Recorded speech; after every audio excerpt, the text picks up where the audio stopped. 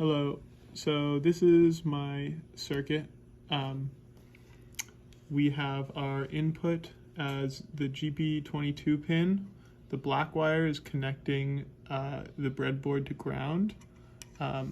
We have the input line going into one 10K resistor into another 10K resistor also connected to ground, and then our output voltage pin going to the ADC 0 on the Raspberry Pi, and we have the capacitor also connected to ground and the voltage. So here is the code that's going to give us a sawtooth pattern. You can see right here I have the output measurement and then the printing statement. If we save it, then we can see the sawtooth pattern forming.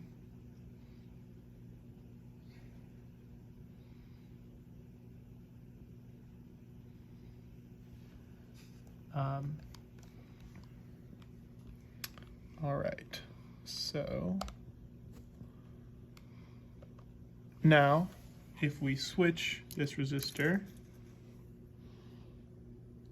with an LED, you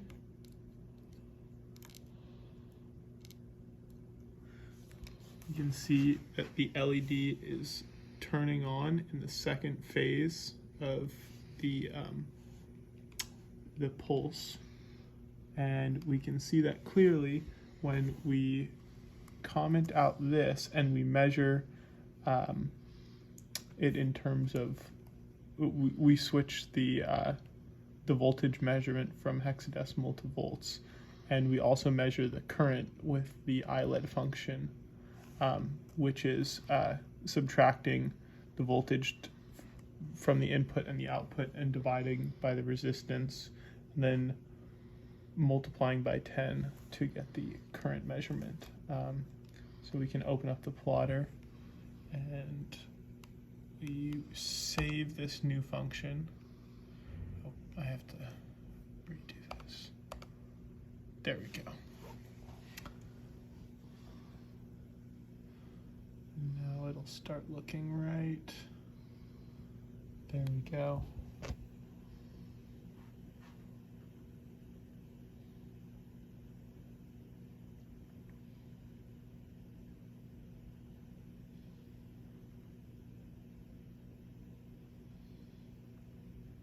All right. So now on to the next section. We have the, that was the nonlinear script and circuit, and now we're going on to the pulsing LED, where we will see a sinusoidal pattern in the LED intensity.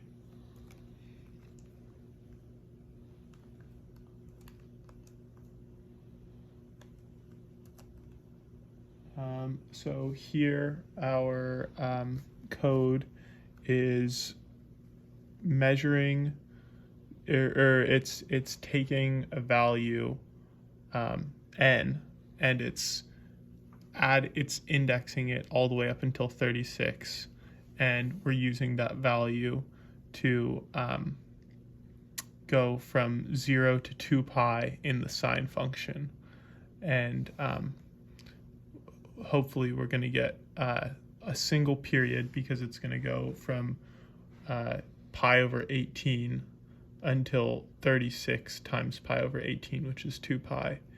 And these values are, this is the midpoint of the voltage, and then this is the amplitude that we're adjusting it to. So why 36, Isaac? 36 is just a measurement that I got when I got 5 seconds. So it corresponds to 5 seconds. Yeah, 5 seconds, yeah. So we save this. input the serial. Then we get a 5-second measurement right here.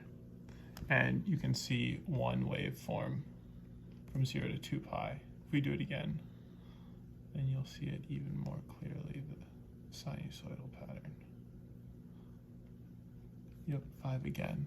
And just to show how we got the 5-second duration, there's a start function that measures the time at the start of the while loop, and an end function that measures the time at the end of the while loop. And then we print the difference in time. Yeah, so that one works. Oh, also you can see the sinusoidal intensity on the blinking.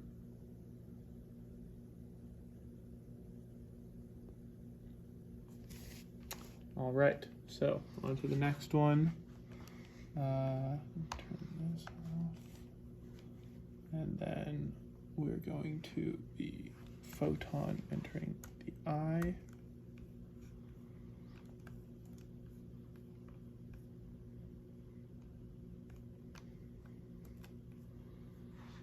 All right, so here we have our for loop that indexes from 2 to 42, but it's not going to include 42, and it's going in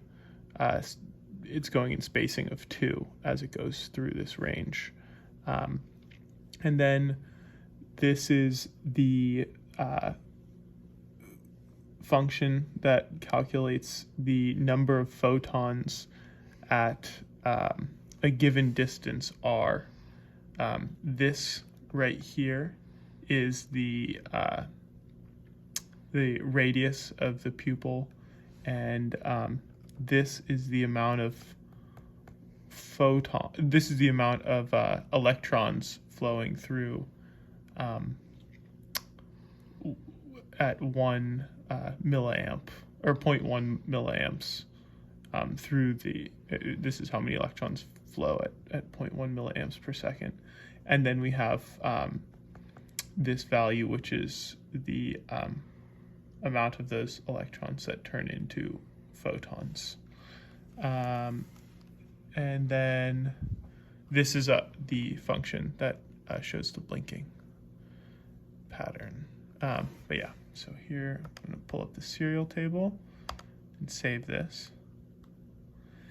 And as you can see, we go to the top of the table and we have the photons entering our eyes at each distance from 2 to 40 meters.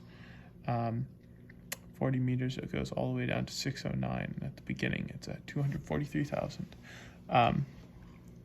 So that is the final table, and then here's the blinking LED.